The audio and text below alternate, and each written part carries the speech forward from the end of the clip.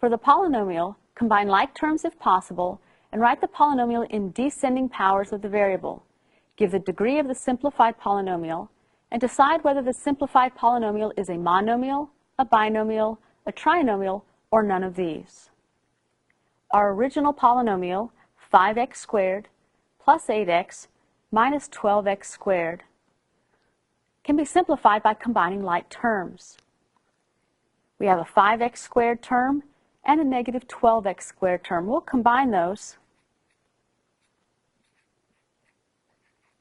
to have a negative 7x squared. Our middle term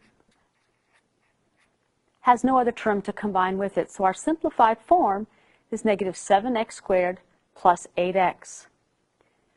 Descending powers ask us to make sure that the first term contains the highest exponent of the variable. And you'll notice that the highest exponent is 2, and it is in our first position. So it is in descending order. The degree of this polynomial is the highest exponent that occurs on the variable. So the degree of this simplified polynomial is 2, given that 2 is the highest exponent. Now, deciding what type of polynomial this is, we count the terms. There are 2 terms in our simplified form. A 2-term polynomial is called a binomial.